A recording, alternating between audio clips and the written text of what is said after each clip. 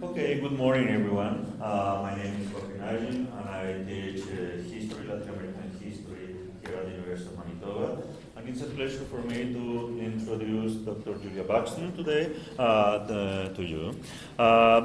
Julia is professor of comparative politics at the School of Public Policy and senior research associate at the Central European University. She's a specialist on Latin America and an expert on Venezuela. She received her PhD and her master's degree from the London School of Economics on comparative politics.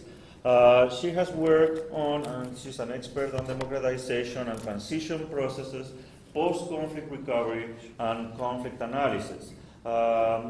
Before her appointment at the Central European University at Budapest, she had taught in the United Kingdom, at Kingston University, at the London School of Economics, and she led also the Venezuela program at Georgetown University in the Edmund Walsh School of Foreign Service.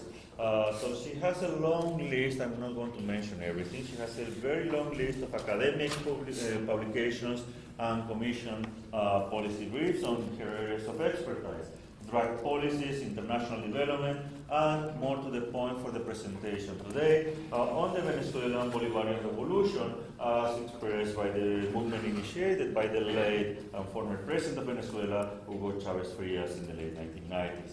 Dr. Buxton has published book chapters, journal articles, and policy papers on Venezuela. I'm going just to mention a couple of them, of these chapters, just to give you an idea. One of them, South America Peace Operations and MINUSTA, the youth from Venezuela.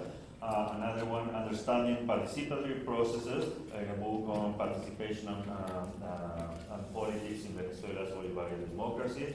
Another one, European Perspectives on Hugo Chavez, Bolivarianism in Venezuela as Venezuela's post-crisis alternative. And I could go on and on. It's a long, if you go to her page, I invite you, you'll see a humbling list of publications. So, and I think it's very fitting, just to introduce the topic, that we are talking about Venezuela as we speak. Venezuela has an important, the Venezuelan revolution has an important place in what became known as the left tide, the pink tide, or however you want to call it, that began in the 1990s in Latin America. Some people argue that it began with the Zapatista rising in 1994 in Chiapas, in Mexico. Other people point out that it was actually the movement led by Hugo Chavez that finally went to became elected in 1998. Regardless, what is true is that Venezuela played a major role in the reactions against neoliberalism in Argentina, neoliberalism that had begun being implemented slowly in the 1950s, 60s, but certainly by the military dictatorships in the 70s, peaking precisely in the 1990s. So, in a way, Venezuela was the path, to many of the other left-wing or center-left, depending where you look at in Latin America, in the late 1990s and early 2000s, that made significant inroads in many areas. And I would say in Latin America there are many interesting experiments that happened, in reaction to neoliberalism. In many ways, Venezuela being one of them, but Bolivia being another one that I would want to call your attention to, the movement by Evo Morales, that has made incredible inroads in creative alternatives, to capitalist development.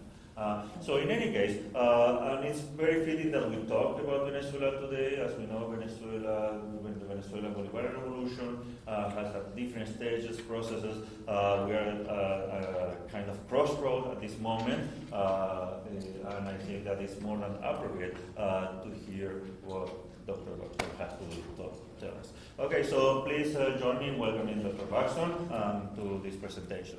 Thank you. Thank you very much. Thank you very much. I'll start with the question everybody begins with, which is, can you hear me? Yes, good, okay. Thank you very much for having me. Obviously, I would like to thank Radhika and Alan and everybody who invited me to come here. It's the first time I've been to Winnipeg, and it's been a revelation, so it's been a great opportunity, so thank you so much. And I would in particular like to thank Glenn, who has been wonderful in looking after myself and my colleagues and has been there whenever we've needed Glenn. So thank you so much, Glenn. It's been wonderful having you. Also to say that it's great being at a conference that brings together people who work in academia, people who work in activism. We don't have enough conferences like this, so I think it's been a very valuable opportunity to hear different perspectives and bring people together. I wondered yesterday if there was such a phenomena as death by PowerPoint.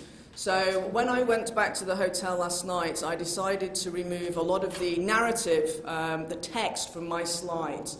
And really what I'm going to be trying to do is talk you through my understanding of the situation in Venezuela, largely based on photographs and imagery.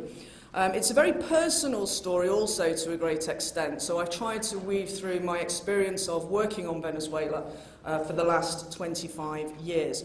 I'm aiming to try and get finished by 10 o'clock because I know that the session's due to finish at 10:30 and people, I expect, will have some contributions that they would like to make on Venezuela, not only in terms of anything I might say today, which I acknowledge is somewhat under-theorized and perhaps contentious, but also because, as Redistribution is leading at the moment an effort, an attempt to try and get some mobilization together around the current situation in Venezuela. So to begin this and to frame this discussion, it is obviously crucial to say that Venezuela is currently living through a particularly perilous moment. Now, Venezuela has been on a perilous moment for many years now. We are in a constantly perilous moment, but I think we are in a particularly difficult current situation for reasons that I will come to at the end. The minute you see Donald Trump tweeting on the Venezuela situation, accompanied by Lilian Tintori, who is the wife of one of the opposition leaders, Leopoldo Lopez, it really speaks volume now about the urgency of the situation and the threats that Venezuela is facing. Down here at the bottom corner there is a tweet, because obviously if you really want to know what's going on in the world these days you have to follow Twitter rather than newspapers.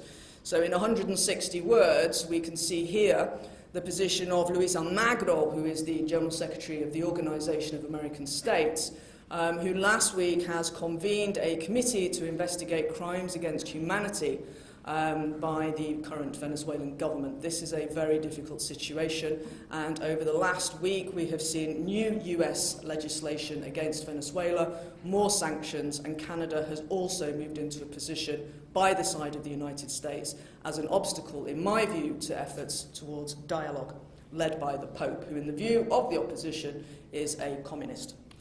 So, despite the perils of the current moment, I think it is really important to be critical in our reflections of Venezuela. And I think the real problem with Venezuela is that every time we have arrived at a point where we've needed to have discussion about the process and discussion about the direction, there is always an external threat or an internal threat which forces us into a position of defense of the Bolivarian revolution. And as a result of this, I think we've had a rather limited engagement with some of the complexities and contradictions of what Venezuela has experienced over the last 17 years. My main argument today is that Venezuela has traditionally been framed as having a highly exploitative economic relationship with the United States. Venezuela has been very, very close to the United States for over a century, but in particular since the exploitation of Venezuela's oil reserves, really starting around 1912, 1915. And the history of Venezuela has been one of enormous debt and high levels of oil dependence, for reasons that I'm sure we'll discuss later on. It's a country which has historically been characterized by high levels of corruption, of violence and of insecurity, and particularly of inequality and informalization. And it's a country, additionally, which has had a long-standing, and I'm going to go back through history to look at this, of politicized and inefficient bureaucracy. So where is Venezuela now? And I'm afraid here is my argument, that very little has actually changed. Venezuela still has an exploitative bilateral economic relationship, and the only thing really that has changed here has been the person or the country which is doing the exploitation of Venezuela. I'm disappointed to hear that unfortunately our Chinese colleagues have left, because I will be putting forward quite a forceful critique of China's position and operations in Venezuela. But I do think nonetheless that we have a very important period of time in Venezuela, and I would date this around 2002 to 2006, 2007, where some extraordinary things were happening. But the real problem was issues around sustainability, and the fact that these were largely driven by favourable external circumstances, which I think have sadly changed quite dramatically, but also oil export revenues. As I said, this is a very personal journey for me. Last year I was contacted by New Left Review, who said, could you please write for us the obituary of the Bolivarian Revolution? And I hadn't really conceptualized what's going on in Venezuela as requiring an obituary. And this invitation really provokes a bit of a dark period for me. In one of the sessions I was in yesterday, we were talking about dark periods of reflection, because it was very difficult for me to write about Venezuela, because I felt such a high level of personal involvement, because I have so many friends and colleagues in Venezuela. So it's very difficult for me to reflect on, to the extent that I actually couldn't write this piece, and fortunately the editors of New Left Review came to my house and interviewed me, because I just found it so difficult to put into words how I was feeling. But since that time, I'm kind of groping towards understanding that I have assumed what I would probably call a position which is very much in line with a critical Chavista perspective. So this was the New Left Review article, but also the key thing, I think, is that I have really tried, since my engagement in Venezuela, to also be involved in diplomatic initiatives and official initiatives around Venezuela and the Bolivarian process. And I've served as an electoral observer in the country 6 times, and I think Venezuela has made tremendous progress in moving towards open, transparent, democratic processes, and election processes in particular. But this has been hugely underestimated and manifestly denied by the international community, which continues to highlight issues around electoral fraud and electoral corruption as a way of delegitimizing this process. So what I have attempted to constantly do is be engaged in what's going on in the country. Now, the other thing as well is that actually writing on Venezuela, as I've discovered, is very, very difficult. I normally focus on things such as open democracy, where I have pointed out the basic facts that actually Hugo Chavez is very popular. Throughout the 2000s, this was constantly denied. I'm not a huge fan of the concept of populism, because I think this has been quite detrimental to understanding what's happening in Venezuela, and particularly during the Chavez period. But what I've also learned from trying to engage and publish widely on Venezuela is that you do face intense abuse. And I'll come back to this later on when I talk about counter-revolution. But the story of my last 10, 15, 20 years of working on Venezuela is that there have been people in the opposition movement who have written to my boss, who've written to anybody I've been working for, who have denounced me as a perpetrator of war crimes along with the Bolivarian regime. If I do anything on the BBC World Service, I return home to emails denouncing my support for totalitarianism. And I think that this is a real effort to shut down the space for rational discussion on Venezuela. And I think particularly in academic circles, and maybe again I can talk about this later on, it's highly detrimental to intellectual inquiry and academic freedom. So my journey in Venezuela then began in the early 1990s, when I had just finished my master's at the London School of Economics, and my work was very much focusing on the role of trade unions in democratization processes, and I was comparing Latin America with Eastern Europe. And when I thought about doing a PhD, I was particularly keen to look at Mexico, because at that point in time, early 1990s, Mexico was the place to be doing really radical, innovative research, and particularly in terms of understanding the pushback against neoliberalism. And my PhD supervisor said, I don't want you to go to Mexico. If you want to do a PhD with me, I think you should go to Venezuela, which was quite a heartbreaking thing to hear at the time when you feel all radical and activist, because Venezuela was something of an unknown quantity. And it's also quite a difficult country to study because of the oil economy and the rentier dynamics of the state.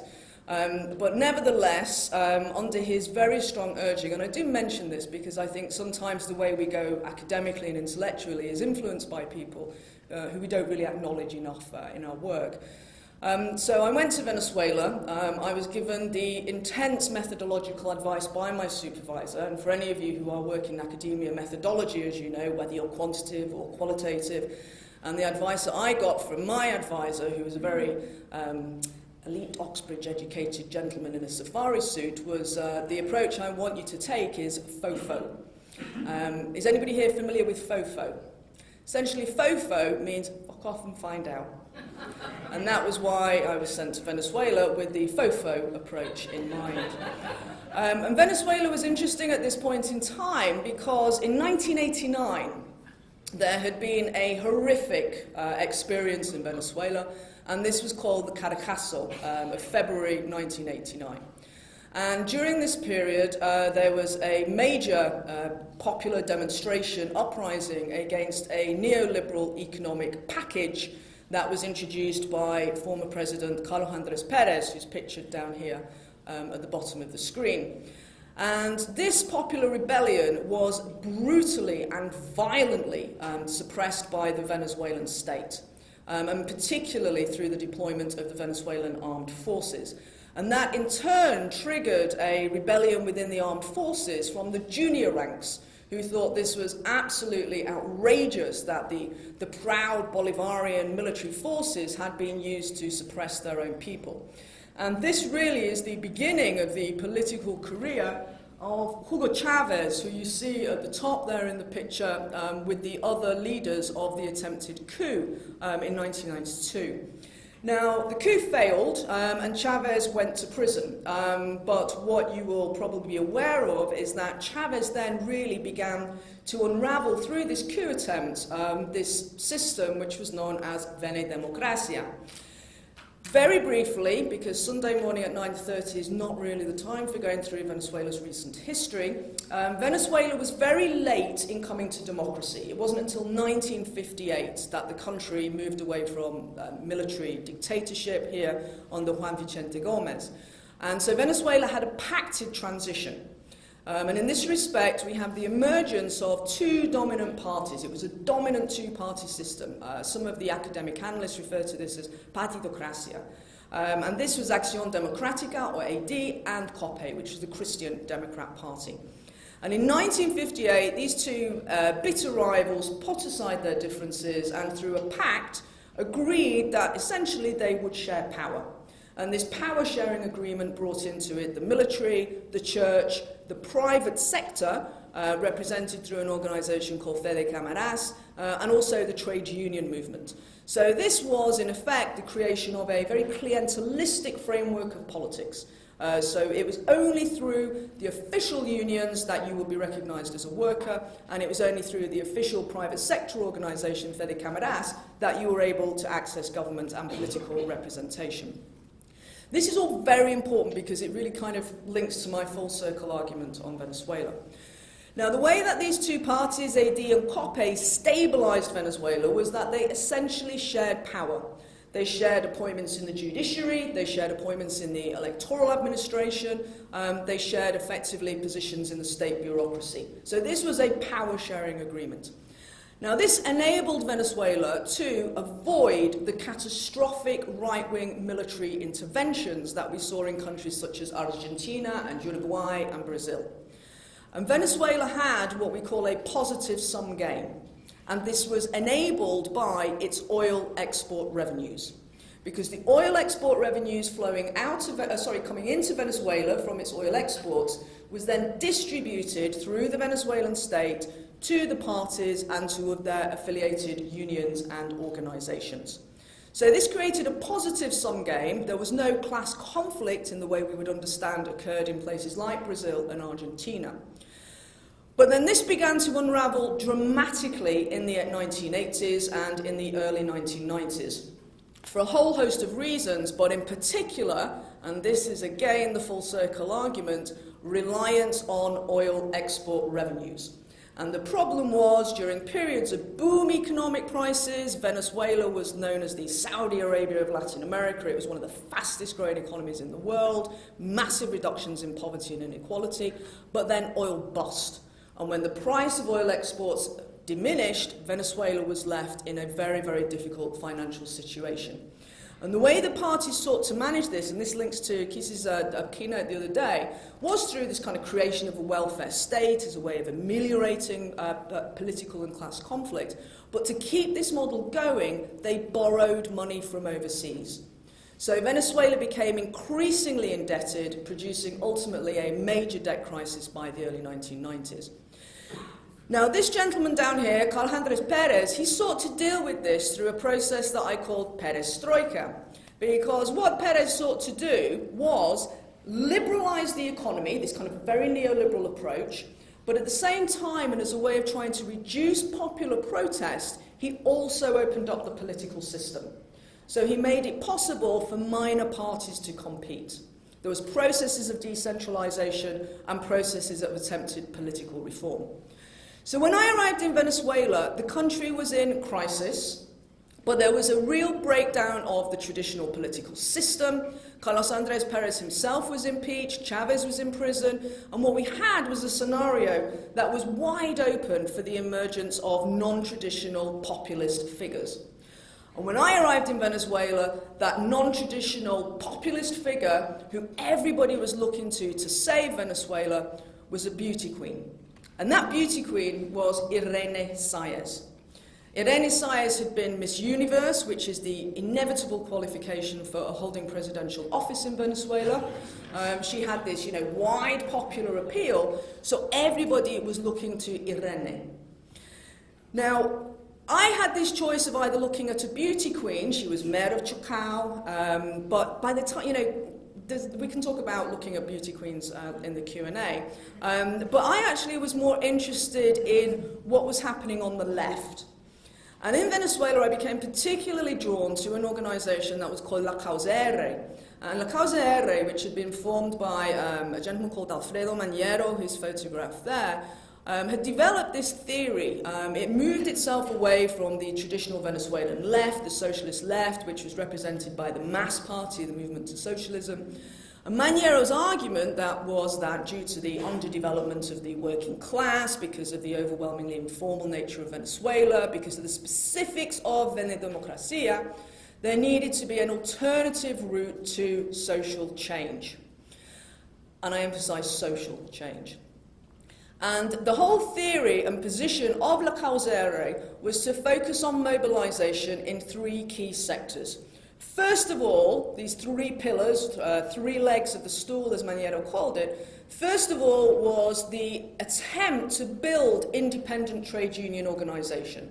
So union organization that was separate from the Punto Fijo Venedemocracia trade unions. And the focus really of this activity was down in Bolivar state, in the south of Venezuela, which was the center of the heavy industrial drive of the 1970s. The other main locus was the intellectuals, and the focus here was largely in Caracas, and this was about trying to change the cultural dominance of what was seen as being Yankee imperialism of Venezuela. So it's trying to engage in intellectuals and trying to present alternative visions of Venezuela's culture and identity and history from that which had been presented by the Punto Fijo system. And then the final leg here was the popular sectors, the massive, sprawling, informal economies. And you see this picture here. This really, I think, is emblematic of the distinctions in Venezuelan society between, on the one side of the highway, the wealthy and the privileged, and then on the other side of the highway, these mass, sprawling barrios of Venezuela. And this is where La Causa R sought to mobilize. And it ran in the presidential elections, but it faced really serious challenges. Electoral fraud, and this is why looking at electoral fraud was so important to me, but also high levels of repression by the Venezuelan state, and particularly down in Bolivar. André Velázquez ran, who was the candidate for La Causa R, ran for the presidency in 1993. But was really quite roundly defeated in what looked like, to my mind, one of the most fraudulent elections that Venezuela had had in the modern period. Now, going back then was that Velázquez had been essentially sidelined because of this electoral defeat, and you had this radiant, beautiful, blonde-haired, blue-eyed former Miss Universe who was taking the country by storm. And then out of nowhere, and literally, I mean out of nowhere, we had the emergence of this former leader of the coup attempt of 1992, which was Hugo Chavez after his release from prison. Now, Chavez mobilized with an organization, his Movimiento Quinta República, which was the fifth Republican movement. And what was interesting about Chavez is that he had a profound skepticism of civilian political organizations. And in particular, Chavez's skepticism related to what he saw as having been the failure of la Causa to mobilize in support of the coup attempt of 1992. So for Chavez and for Chavez's supporters in the military, central to their vision was the notion of the military having a leading role as the driving force of revolutionary change, and the perception that civilian organizations were utterly unreliable and spent all of their time arguing about left-wing positions in meeting rooms. Chavez wanted action. So Chavez mobilized around Quinta República and had this tremendous success in the presidential elections of 1998. I was in Venezuela for the British government as the election observer, and it was an extraordinary experience to see all of these votes coming in for Chavez.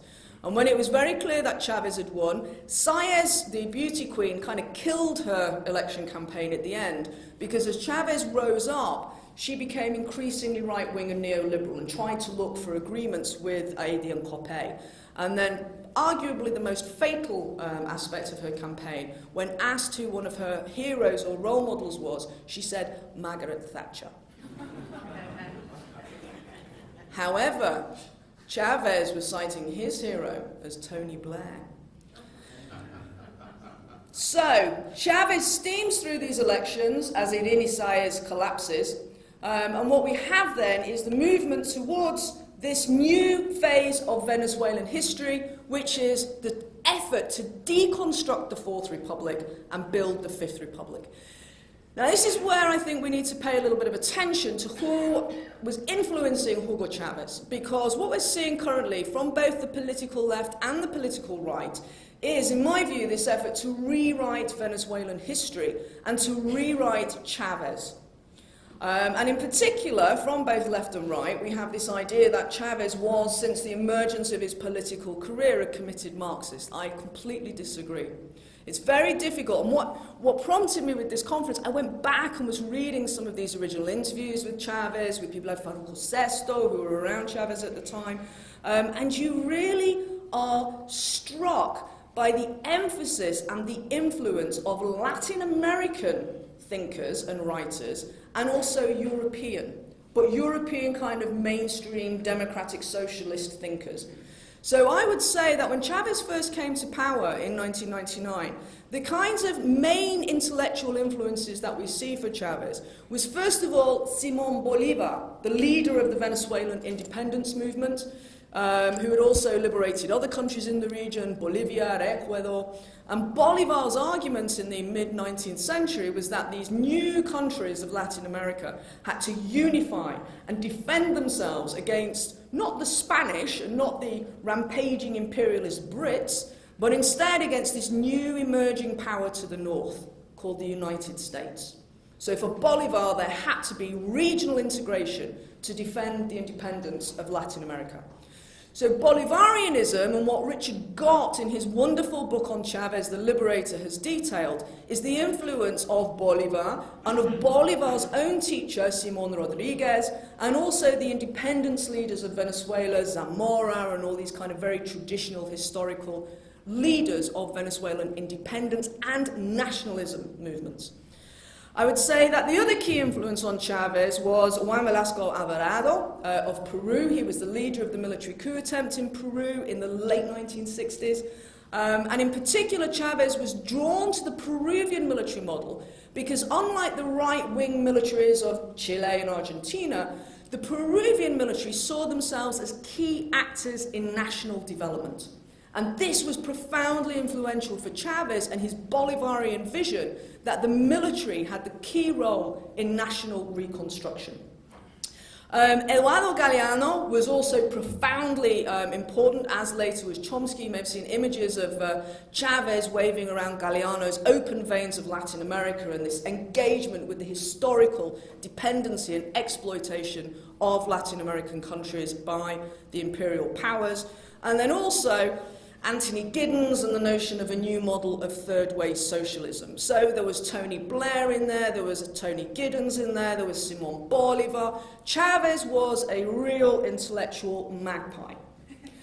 But the key thing is that the emphasis was not on Marxism, it wasn't on socialism, it was about building the Fifth Republic and deconstructing the Fourth Republic, the 1958 Punto Fijo model. So what we have then is this immediate first phase from around 1999 where the focus is on the following. Firstly, the overriding centrality of constitutional reform. A constituent assembly was convened, there was a redrafting of the Venezuelan constitution which was released and approved by popular referendum in 2000. There was an emphasis on participatory, or what they call protagonistic democracy, because the Punto Fijo system had marginalized and excluded and controlled popular participation. What the Bolivarian Revolution wanted to do was to build a new protagonistic model in which emphasis was instead placed not on the formal liberal institutions of the liberal democratic model, but a more Rousseauian vision of direct democracy, of community control, of community councils. So we had politics and institutions and a reconfiguring of the institutions. Every arm of the state was dominated by Acción Democrática and COPEI. So they rebuilt the judiciary. They created a new judiciary, the TSJ, the Supreme Justice Tribunal. The old Electoral Commission was reframed, rebuilt. It became the CNE, the National Election Commission. National Assembly was created out of the old Congress and Senate. The old Senate was sidelined, dissolved, and we had a National Assembly. So there was a major institutional reconfiguration. Now, the other thing that was central in terms of the Constitution and these early initiatives was also an emphasis on social policy. And here, and we see in the 2000 Constitution, new social rights written into the Constitution of the Bolivarian state. And in particular, what we were looking at here were programs that were intended to overcome the chronic inequalities, structural inequalities, marginalization and exclusion of Venezuelan society. So there's an emphasis here on the role and responsibility of the state in education provision, in health provision, in housing provision. The social economy, and again, very much influenced here for Chavez by the notion of a kind of third way, moving in and rectifying the failures of the market, there was a strong emphasis on the importance of oil sovereignty, that the Venezuelan state had lost control of its hydrocarbon resources. And this essentially followed a strategy of privatization in the state oil company PDVSA, which had been pursued in the late 80s and early 1990s under the neoliberal structural adjustment process. And as a result of this opening up and privatization of Venezuela, the view of the new Bolivarian government, the ideas of people like Bernard Moma, of Ali Rodriguez, who have been very influential in the Causa, bringing the ideas of people historically like Salvador de la Plata about state ownership of hydrocarbon resources. So there was a big push to reverse the privatization and to nationalize the oil sector. And under the new constitution and under legislation that was developed by the National Assembly, the Venezuelan state had to have a maximum 51% share in any oil-related exploration activities.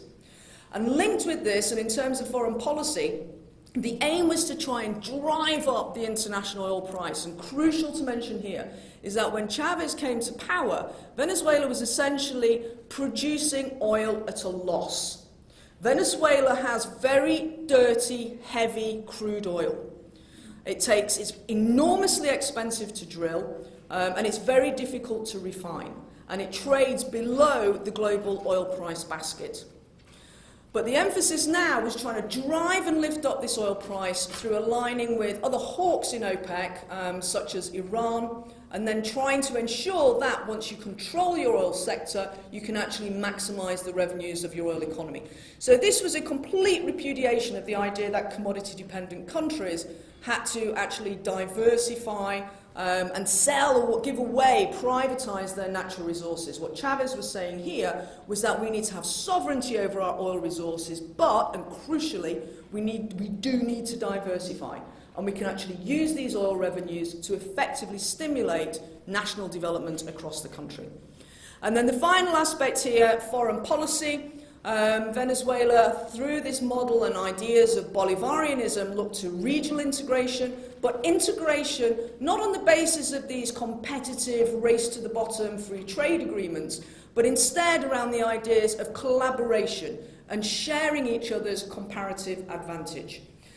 Building new institutions, moving away from this terrible regional organisation called the Organization of American States, which is simply there to be the kind of puppet of US foreign policy, to move and promote South-South development, linking up countries in the global South, and also to build a multipolar vision of the world order. So to completely move away from the unipolar dominance of the United States.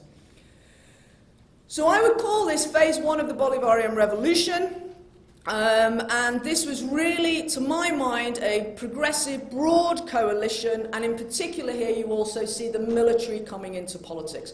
But the reality of this first phase of the Bolivarian Revolution is that there was very little social initiative. Okay? There wasn't a huge pro-poor agenda. The emphasis was on institutional and constitutional redesign. If we don't control the judiciary and the National Election Council, we're just going to be simply overthrown from within. So this was the primary focus. But then we moved to a far more dramatic phase, and this dramatic phase is 2002, when we have the coup attempt against Hugo Chavez. This extraordinary moment in Venezuela led to, for 48 hours, this interim right-wing junta led by Pedro Carmona, who had been the president of Fede Cámaras, which was the private sector organisation that had previously been part of the formal Punto Fijo state structures. Now, this was a really interesting moment, and we can talk about this in the Q&A. But for the UK, which was, you know, everybody talks about the US being involved in this, but the British government was very much involved in this, and particularly Tony Blair, which was a shame given how much Chavez appeared to like him at the time. And we had this very embarrassing moment, as we tend to do being British, where one of our foreign ministers, a gentleman called Dennis McShane, who was subsequently sent to prison for corruption, appeared on television and said, "I'm really glad to see that Hugo Chavez has been overthrown. I never liked the fella." And then 48 hours later, Chavez was back.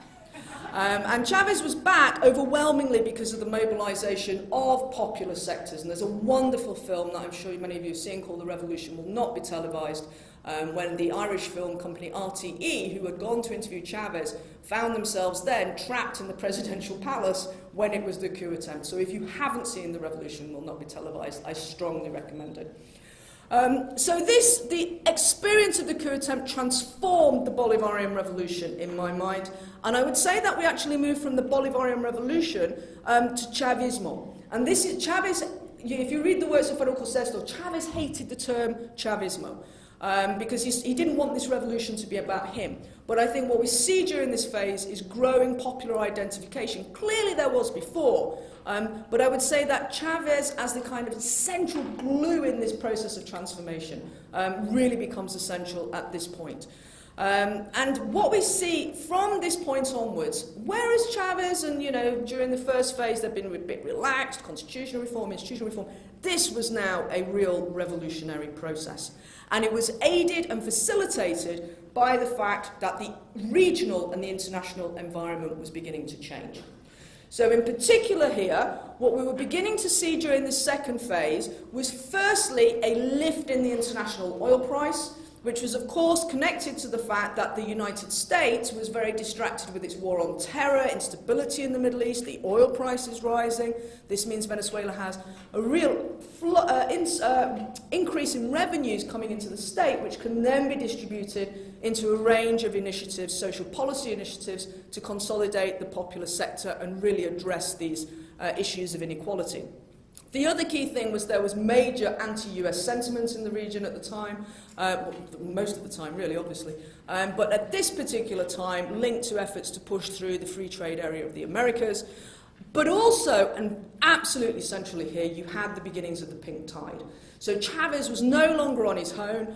He now found himself with, regional sympathizers and empathizers and sympathizers, such as Kirchner in Argentina, Lula in Brazil, which was hugely, hugely important, and then this coalition of progressive left forces. Correa was elected in Ecuador, and Evo Morales in Bolivia. So Venezuela is no longer operating, unlike today, in a deeply hostile regional environment, and this enabled major traction on key institution-building initiatives. And I would also say that during this phase, Chavez becomes personally closer to Fidel Castro, and Venezuela becomes bilaterally closer to Cuba.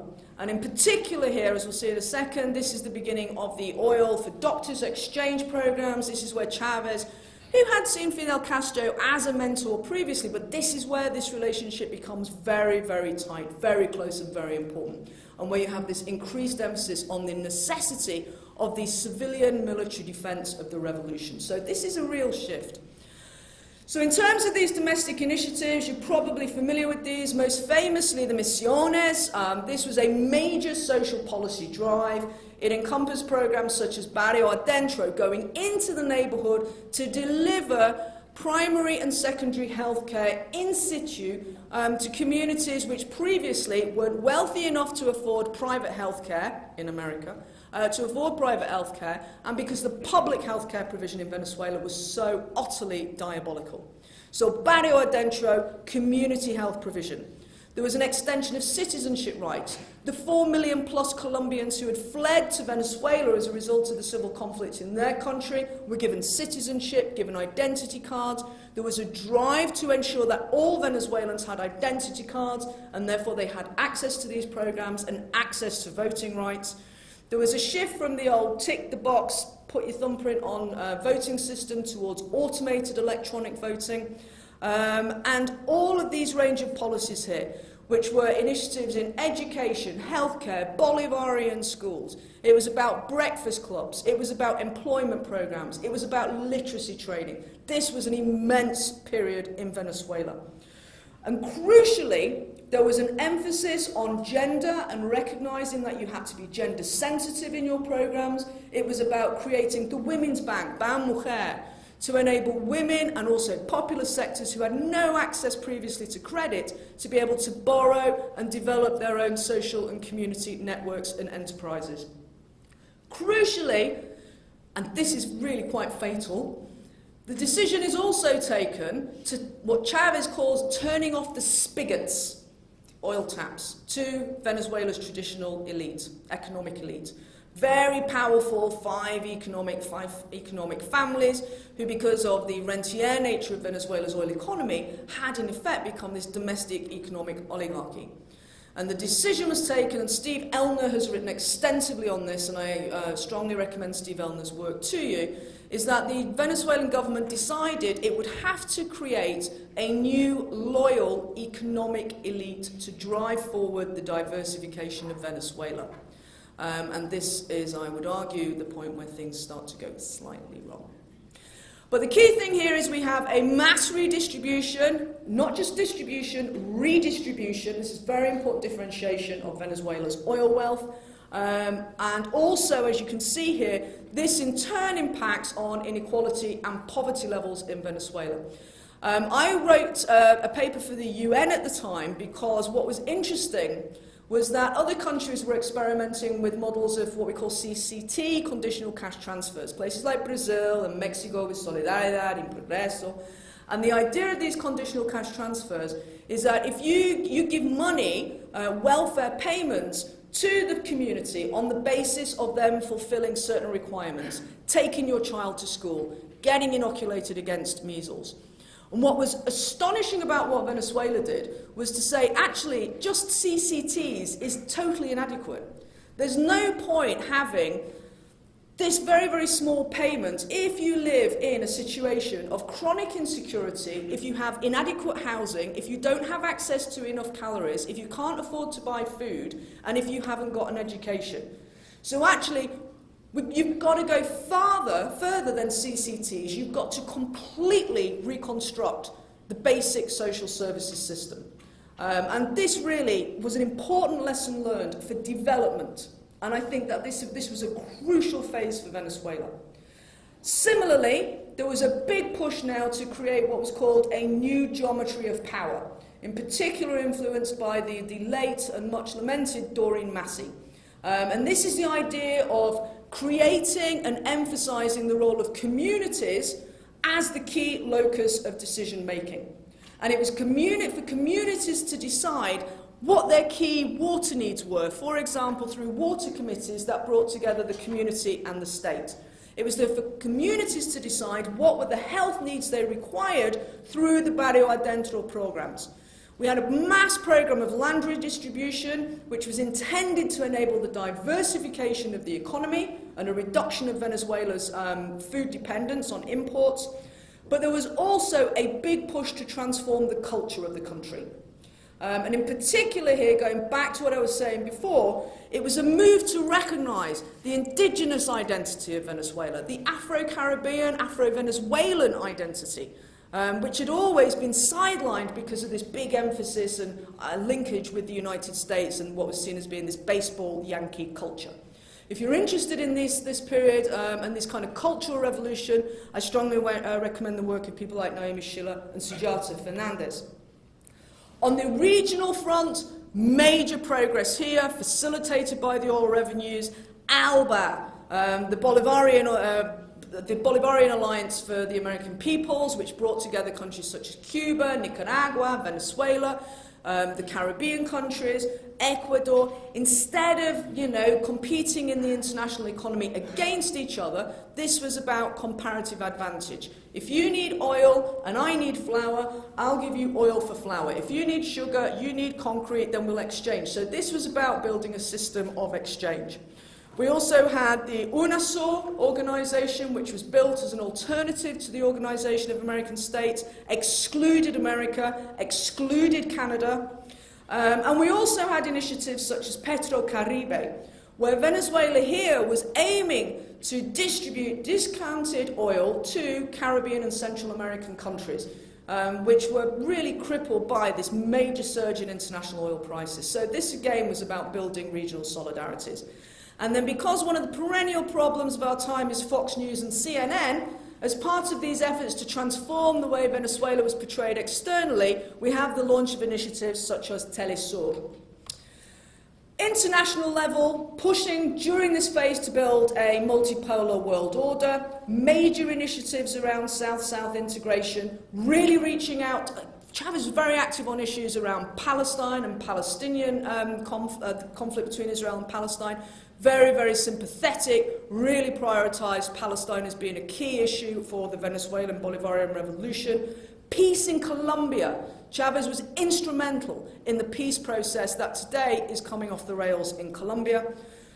Total rejection of the role of the United Nations in things like Haiti's Blue Helmets, the UN peacekeeping mission in Haiti led by Brazil. Why are we sending in Brazilian Blue Helmets to rebuild Haiti? Just give Haiti the facilities to rebuild itself. Okay, so really challenging the international order and the model of global governance. Building relations within OPEC, as I mentioned before, and with non-OPEC countries, those countries not in OPEC, Algeria, Russia, Vietnam, again then tying up with South-South integration initiatives. And then hydrocarbon distribution programs, using oil as a tool of petro-diplomacy. In particular, after the coup attempt against Chavez, Chavez decided that because Mr. Bush was so concerned about poverty in Venezuela, Chavez was very concerned about poverty in the United States. So Chavez, through Citgo, set up this oil distribution program with discounted heating fuel going to First Nation communities and also to geriatric communities, homes for the elderly. And also, and interestingly, and this links to Jorge's presentation the other day, the use of union attaches in Venezuela's embassies around the world. So really promoting cultural and labour integration. No idea who that fella is in that middle picture, Alan, do you know? The Mayor of London, ladies and gentlemen, the Mayor of London. And the exchange programme between Venezuela and the UK. Then, to really accelerate now, we go into a third phase. And this is when Chavez decides that Venezuela is going to start striving to build socialism of the 21st century. And this came as a bit of a surprise to very many people.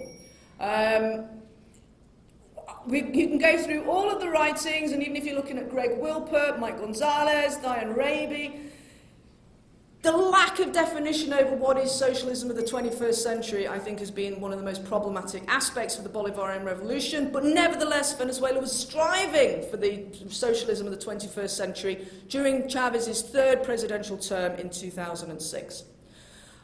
Very loosely articulated, and again we'll come back to this in the Q&A, but there was a real shift here, a real kind of move towards the embrace of more arguments around needing to control the economy and have a higher role for the state in Venezuela's economy. Oil is now seen as being the motor of the revolution. Why would we diversify when actually we should be using oil as the key driver, the real way that we mobilize our domestic and international influence?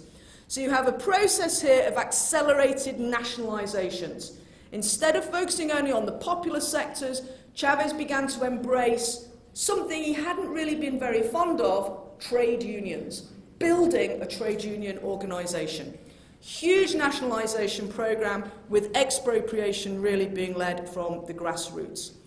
And you also had during this period the creation of the new Socialist Party, the United Socialist Party of Venezuela, and a big, what was seen at that time as anti-corruption drive. So that was the third phase, and before we actually had any real idea of what socialism of the 21st century was going to be, unfortunately Chavez died in 2013. And again, another surprising twist, his former foreign minister, Nicolas Maduro, assumes the presidency. And this is really where I think we have to be realistic about what Maduro inherited. Firstly, he inherited a catastrophically deepened dependence on oil export. Venezuela during Chavez's government went from relying on oil exports for about 75% of its revenues to around 92% of its revenues. What Maduro also inherited was an escalating foreign debt, which today stands at around $134 billion. What he also inherited was a very distorted economic policy. During the coup attempt of 2002, price and exchange controls had been imposed in order to reduce capital flight and to try and ensure there was distribution of food to the popular sectors, but they were retained right through. And this is the argument of people like Mark Weisbrot. There was a failure to adjust these basic tools of the macroeconomy. And this started to create big distortions, most particularly in the distribution of dollars. There was the official dollar exchange rate, and there was also the unofficial dollar, the black market. And those who had access to dollars were the most privileged in Venezuela. It was those with political connections. And this became, I would say, the key driver of the staggering corruption we have unfortunately seen unfurl in Venezuela. There was also a crisis of violence and insecurity. Venezuela, if you look at the UN today, in terms of homicides, is probably around the world's third most dangerous place because of its homicide levels. You cannot have a functioning participatory democracy if you can't go out in the dark. Okay, so this was a real neglect of popular security.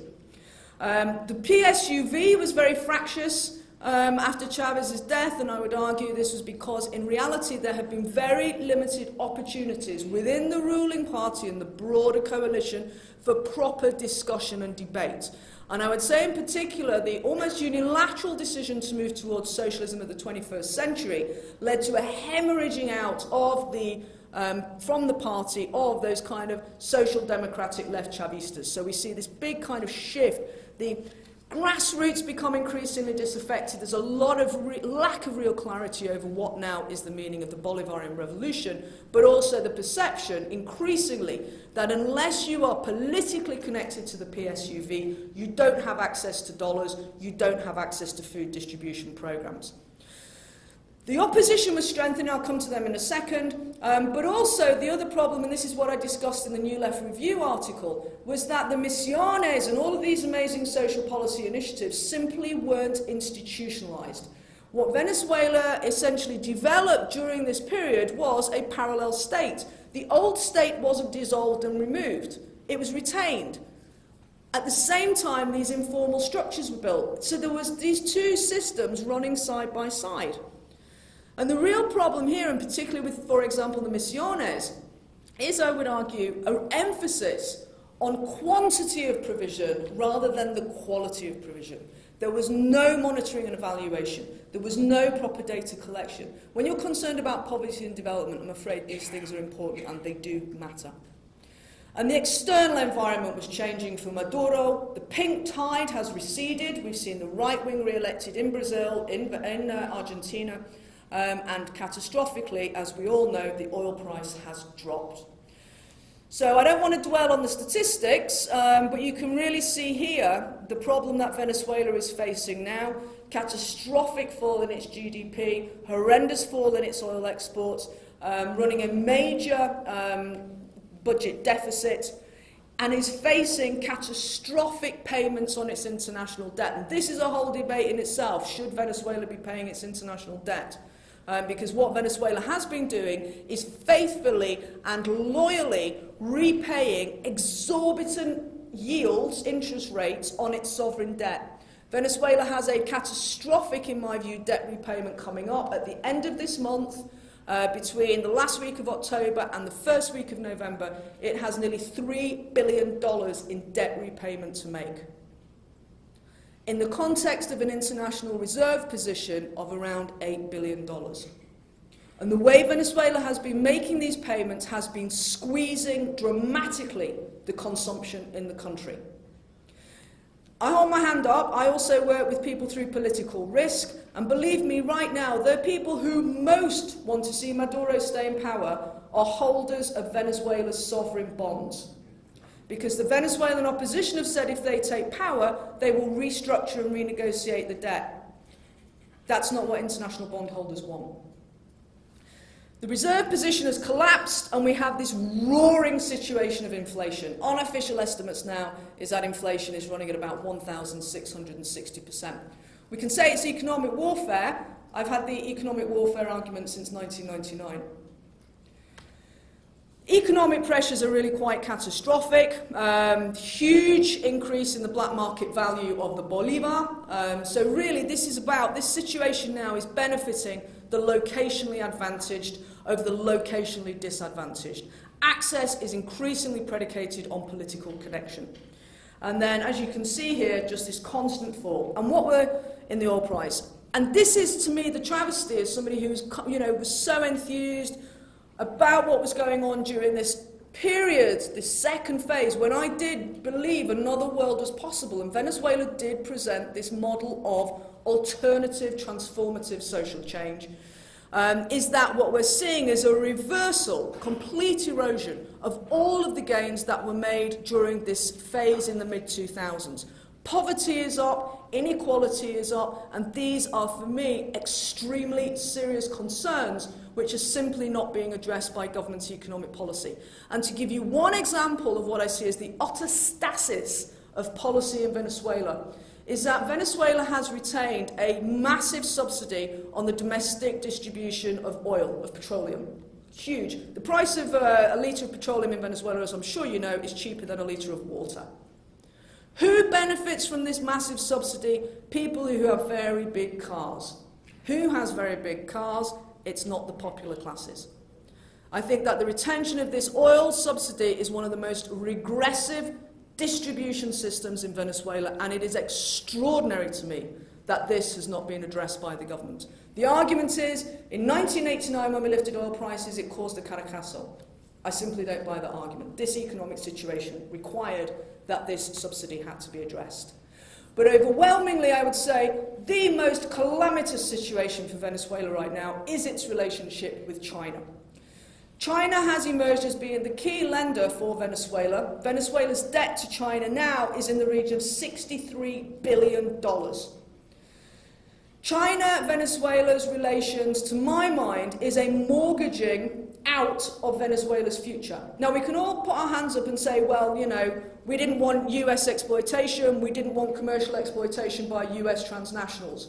All I can see right now is that has simply been exchanged by exploitation by Chinese private companies and Chinese public companies. This situation for Venezuela and the terms of the lending to Venezuela have been ruinous. Venezuela essentially negotiated its debts and lending to China at a time when the price of oil was very high. In exchange for lending, Venezuela ships oil to China. Because of the fall in the oil price, Venezuela is now having to ship 3 times the amount to China of its oil than had been originally agreed with China under this initial 2006 Chinese loan package. Venezuela is entirely, right now, economically dependent on China. And to read headlines like this, whether it's the National Interest, whether it's the Guardian, whether it's the Telegraph, whether it's the National Enquirer, is astonishing. This is not Bolivarian sovereignty. Should China allow the revolution to fail?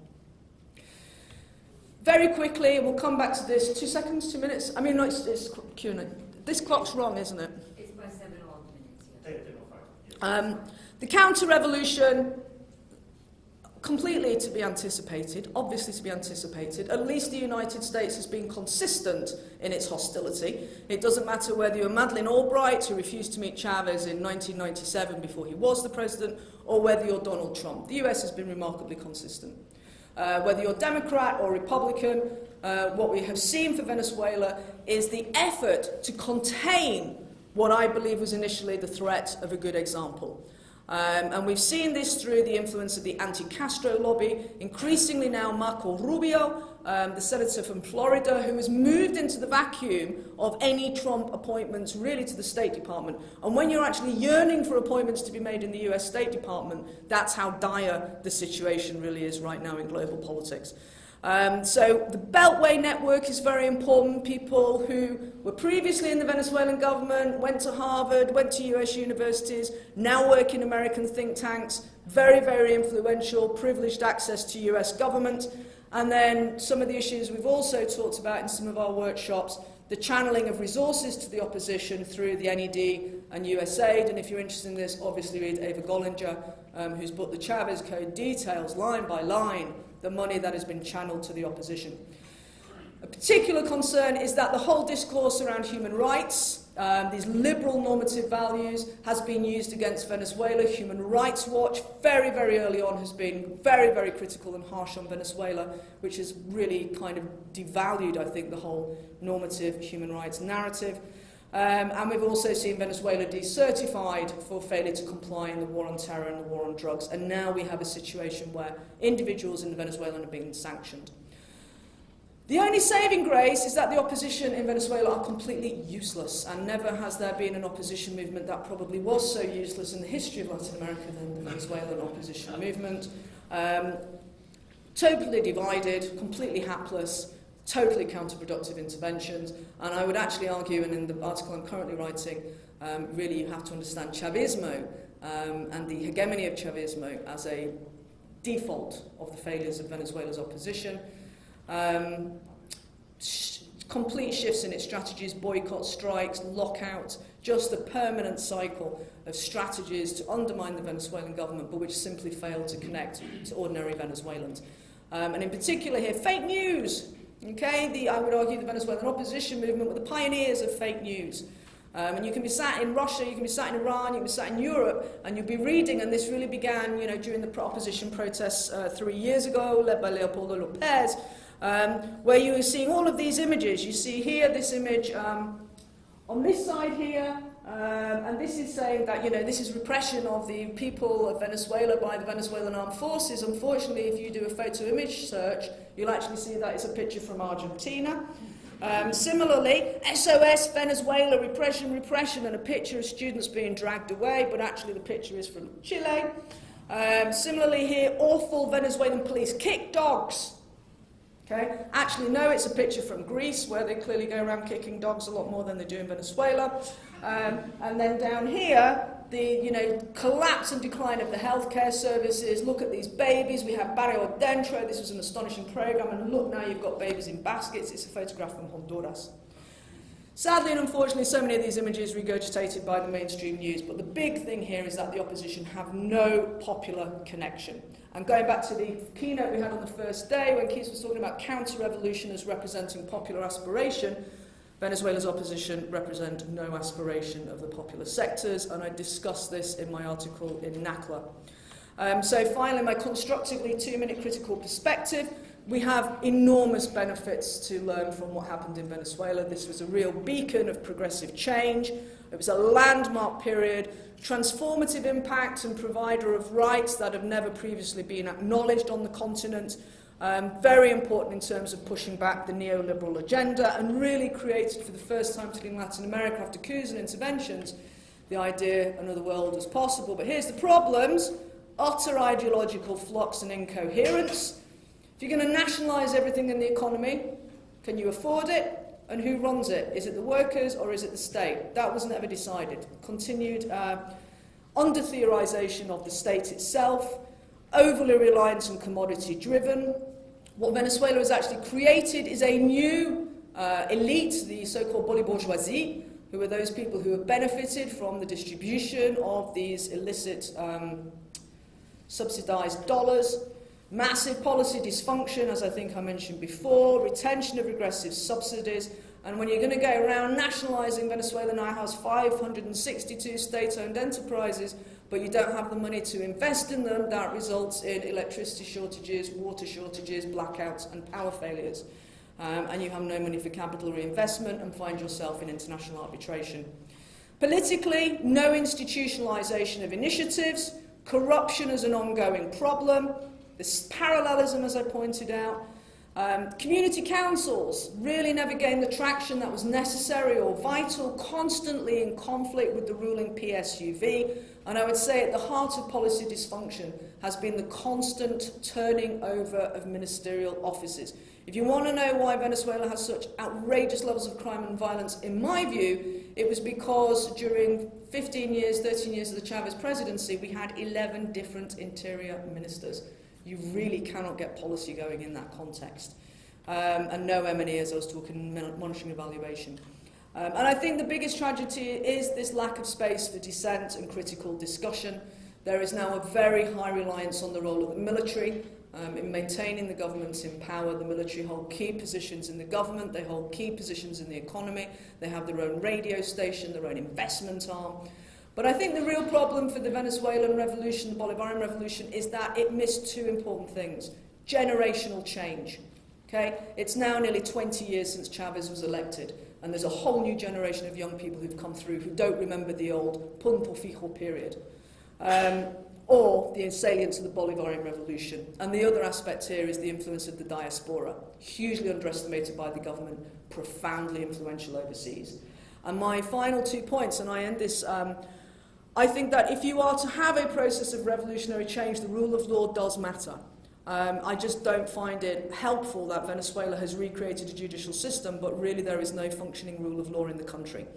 And in particular, I would argue that Venezuela and its opposition have frozen the country. And important progress in important areas of rights have been completely bypassed. Venezuela is so far behind the curve on LGBT rights that it's really ranked up there with some of the most homophobic countries in the world.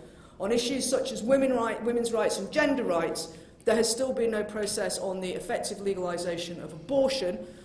So as a result of this, one of the leading causes of female mortality in Venezuela is as a result of access to unsafe abortions.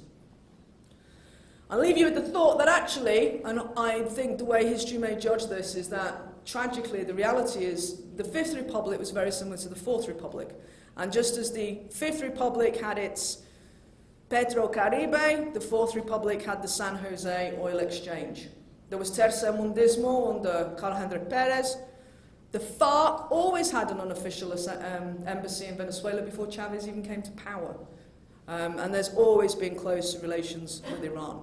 So ultimately, I think what we have in Venezuela is just a return, sadly and unfortunately, to the zero-sum game. And I'm going to run now before you all start getting really cross and angry with me, but that is unfortunately where I would have to conclude. And I'm sorry to overrun.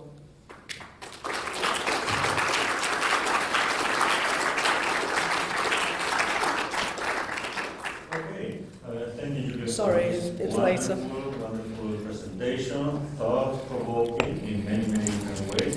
And I have to say that you're going to miss your flight tomorrow. I'm going to kidnap you, so because you can teach that section for my South America since 1945 course next semester, because this is absolutely great. This overview trying to show all the complexity of the situation. So we're going to go now. We have 15 minutes. So what we're going to do, I'm going to ask you to keep your questions concise and brief, so we can take as many as possible. So we're going to take 2 or 3 questions each time, then Julia Buxton will go to the next round. So we'll start here.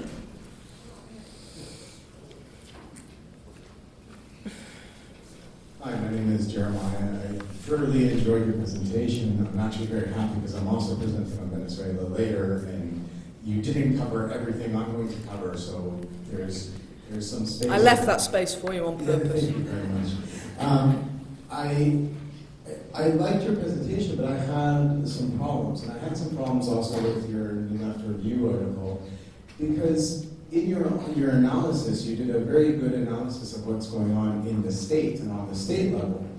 But I think one of the key things that you're missing is where are the masses in Venezuela? And where, like, you talk about the community councils, you talked about the misiones, you talked about other things, but one of the biggest developments in Venezuela is precisely the emergence of the masses and how the mass political collective action has completely changed Venezuela. And I would argue, in fact, Venezuela was one of the originary neoliberal revolts, because I would argue it started with the Cara Castle, and then it consistent even before Chavez had emerged, that there was a revolutionary upsurge in Venezuela. So where are the masses and the role of the masses in this? And especially you can see the upsurge of the mass support again for the revolution through the Constituent Assembly and the processes that the Constituent Assembly has started. So I'll let someone else answer. Again, I think it was a very good presentation. I'd like to hear your views on the new Constituent Assembly and the vote for the Constituent Assembly. And I'd like to know what has happened. I'm basing myself on Elner's article in the historical materialism and the class situation there. Because Elner argues that the upper bourgeoisie were always against the new regime. The petty bourgeoisie, that Chavez and Maduro worked with the petty bourgeoisie. And what has happened now? Has the revolution swung over to the masses and working class? Or are they still playing footsie with the bourgeoisie? Let's get Julia. Can you answer this before we move on? Just in the interest of time, and Jeremy, I'll come to your panel so we can talk about this. Actually, my question to you is, where are the masses? Because I don't see the masses in the senior echelons of the ruling PSUV. I don't see the masses in the government. I don't see the popular sectors in the government. And actually, I don't really see many of the so-called masses in candidacies for state governorship or in the Constituent Assembly. What we have instead seen is the constant parachuting in and recycling of a key body of elites. So my question actually back to you is, you tell me, where are the masses? On the new Constituent Assembly, I had a bit of a discussion with Alan about this yesterday. I think there was nothing wrong with the Bolivarian Constitution of 2000, apart from the fact it wasn't implemented. And actually, it was quite a feasible, viable, and good document, and actually it should have been about institutionalising the Constitution. So I think that the elections for the Constituent Assembly that were held in July were more of a defence mechanism by the government against this really strengthening opposition movement now.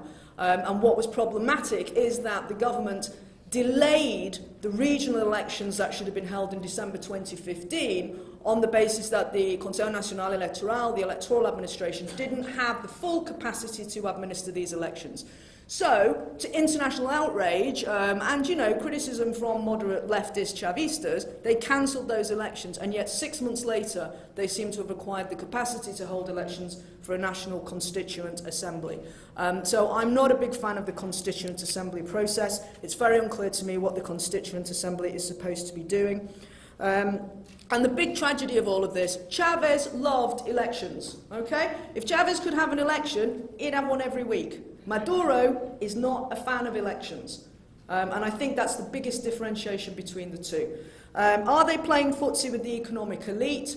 I think they did do, right through until the coup attempt. And then, as I tried to show in the slides, they tried to create a new economic elite. And this is exactly what's happened with the so-called bourgeoisie, those who are getting access to the bolivars. They have created a new class structure in Venezuela. Instead of reducing the power of the economic elite, they've actually created a new one. And that's Steve's argument as well, actually, in his historical materialism argument. Well, it's been a long time, Julia. We started the Venezuela Information Centre in London when? 2005, I think it was. 2003, actually, with the coup. 2003. You'll be surprised to hear I agree with most of what you said. But I want to pose one simple question. Is it over? And I want to argue it's not over till it's over. And I secondly want to ask you to say what you think the alternative would be. Because there are a whole series of features what's now happening in Venezuela and Latin America that lead me to believe the alternative is so horrific. It not only cannot not be allowed to happen, but it will not happen, right? You mentioned the opposition. What you didn't mention is the extraordinary racist hatred of the opposition for Chavez. He's portrayed as a monkey, as a black guy, whatever. And the extraordinary violence. I mean, if we had had Perez here, he would have shown pictures of kids being doused in petrol and burned alive by the opposition.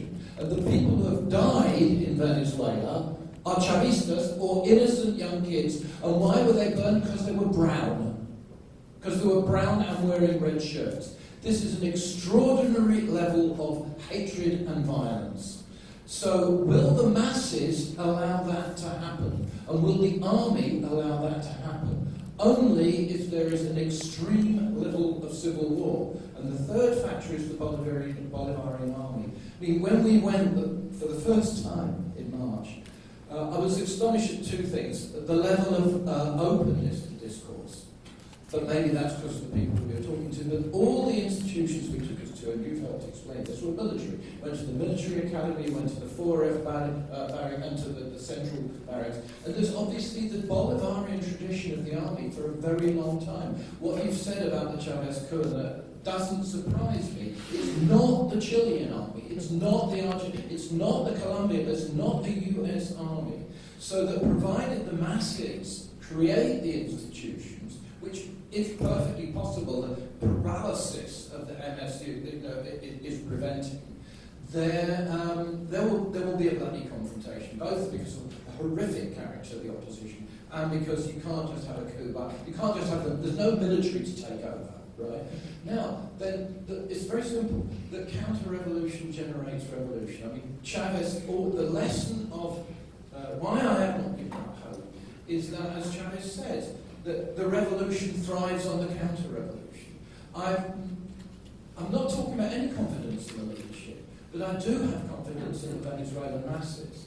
And the creativity of the Venezuelan masses is the permanent feature of the revolutionary process. They were what drove the move to socialism in the 21st century. So I would say I would not give up, first of all, because what will happen if we do give up is so awful. But secondly, because I've not faith in the creativity of the masses. And finally, America now has nothing to offer.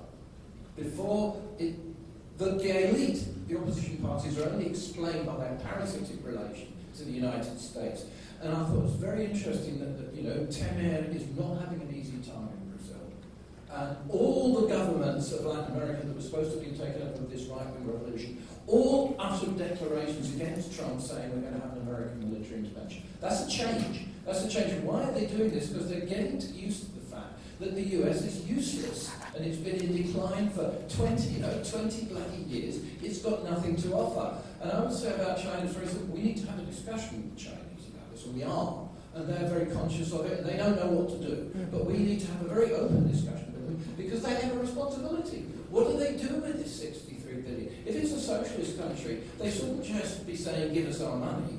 They should be saying, as they are to many other countries of the world, let us partner in a way that genuinely solves the real problem. They never invested in the country. They never used the oil surplus to invest and reconstruct. And that's a problem of all Latin America, not just Venezuela. So again, the alternative is so horrible because it's a collapse of all Latin American attempts at independence from the USA.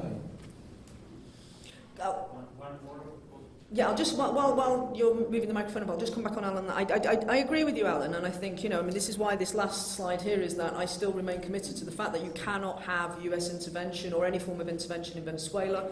But again, it's back to my point that we also need to have space for critical assessment of what's going on. I mean, that's because every time we get to the point of a critical discussion on Venezuela, it's almost like the US knows it's a critical opportunity for discussion, and they do something that makes everybody say, put aside the discussion, we need to focus on unity against the US, and that's... The fact that Venezuela wanted to send here a critic of the regime demonstrates that there is an openness to have that discussion and to be... That's where I... Give them the mic again. Sorry. So, just going back to Alan's point, I do think that this is why I'm saying this is particularly perilous, because I do think Venezuela, the situation is really quite acute, and if there are... What the opposition presents, I think, is going to be horrendous. It's horrific. I actually think the reason why this is such a perilous moment is we are looking at the possibility of major civil conflict and bloodshed in the country. And this is not unconnected to the fragility of the peace process in neighbouring Colombia. I agree with everything you say about the violence of the opposition. I'll be writing about this, and I have tried to write about this, and I'll be writing about it more. People are being used as cannon fodder by the opposition, and this was a point made in a workshop I went to yesterday with Barbara Falk. The use of young people and cannon fodder social media. I agree with you 100%. Just on the military, my concern, however, is what is the cost of the military's loyalty to the revolution?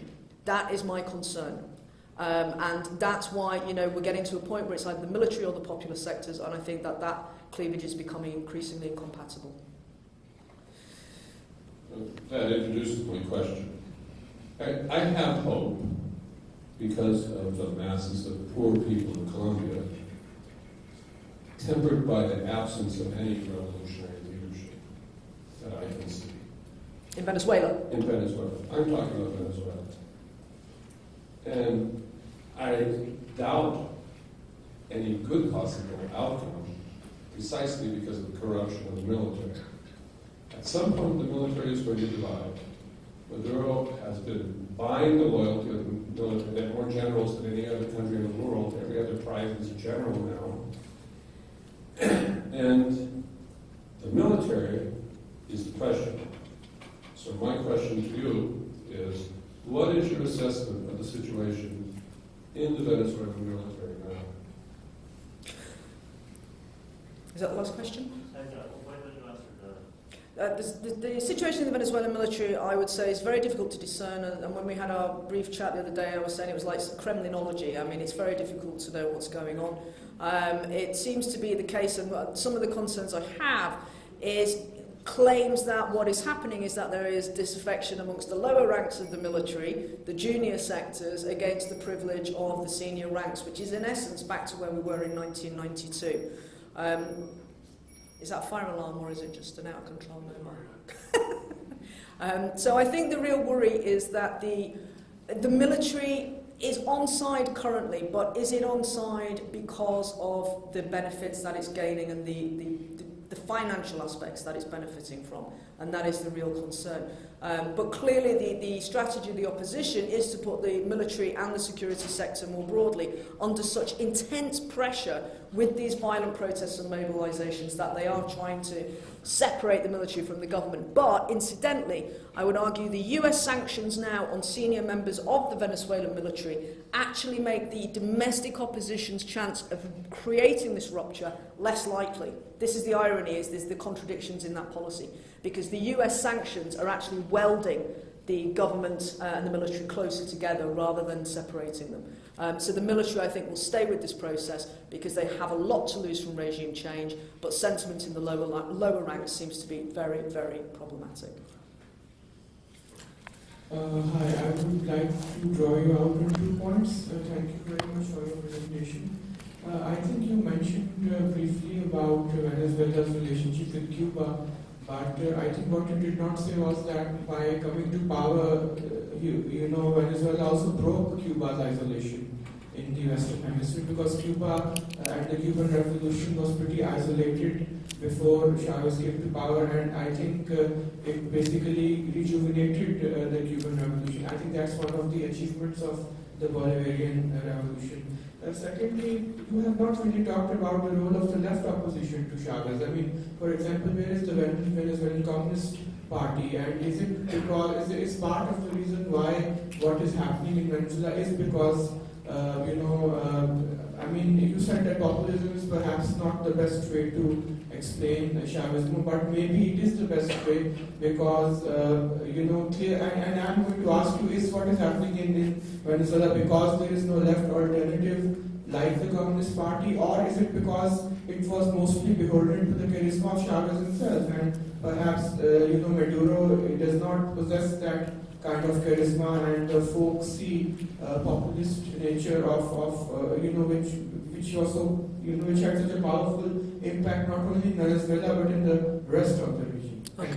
Thank you. On Cuba, and yes, I agree, it broke Cuba's isolation, and that was why Venezuela was such a big threat and why the US was so proactive. And this Oil for Doctors program has been absolutely phenomenal. And I think in the UNRWA paper I talk about, that really needs to be globally expanded because what Cuba has provided in terms of medical services is astonishing. But where is Cuba now that the Venezuelan oil price has collapsed? Where is Cuba now that Venezuela's debt is at unpayable levels? And it's back to this, have we created new chains of, core and periphery and dependency? And because Cuba now is completely screwed because Venezuela is also financially in such acute difficulty. So yes, it certainly helped Cuba out of its political isolation and it helped Cuba out of its economic isolation. But that now has proved to be as fragile and vulnerable as the Bolivarian Revolution itself.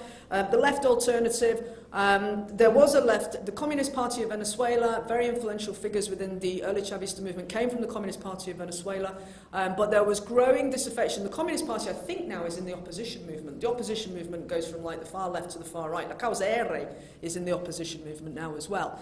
The left alternative, I think we saw many of the left who were in the initial Pueblo Patriótico, which was the great patriotic coalition, became so disaffected as the circle of influence diminished, and particularly during the period of Maduro, we've seen key people, Jorge Giordani, who is the kind of great economic influence over Chavez. Giordani's gone. You've got Bernardo Alvarez, who sadly was such an immense figure and who passed away last year. But you've seen great swathes of people leave this process because they've not been listened to or because they've been essentially forced out of the process. And really that is kind of like the revolutionary circle has just diminished and diminished. And where you had the left previously, I would argue that's now been replaced by the military, led by people like Diosdado Cabello. Such a brilliant presentation, so many questions. I'm just going to ask two very quickly at random. Could you please say a few words about the connection to the Colombian peace process and how that factors into all this? And secondly, you talked about how Chavez sought to drive up the price of oil. How exactly did he do that? Okay. On the price of oil, previously Venezuela had been a notorious quota buster in OPEC. And much like Saudi Arabia, Venezuela was a very important supplier of a strategically important 15% of oil to the United States. And interestingly, during the Chavez government, Venezuelan economic ties with the US, despite the rhetoric, actually deepened. Venezuela's bilateral trading ties became stronger and stronger with the US. A big failure, I would argue, is that Venezuela has oil in the ground in Venezuela. Where are Venezuela's refining facilities? They're in the United States of America. It's very, very difficult to have economic sovereignty when all of your refining facilities are in sitco in the United States, and that is the current vulnerability Venezuela has right now.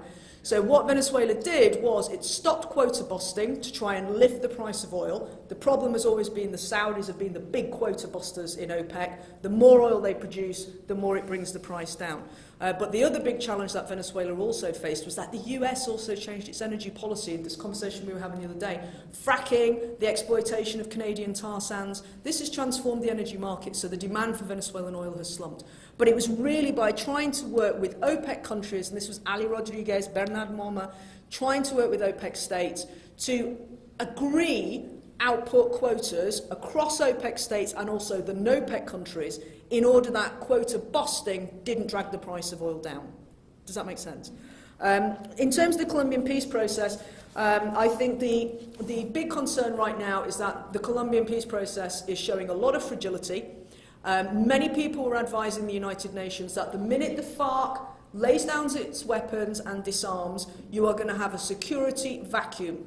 And if you do not attend to that security vacuum, that will then be moved into by right-wing paramilitaries and criminal organisations. And that's really the situation that Colombia is facing right now.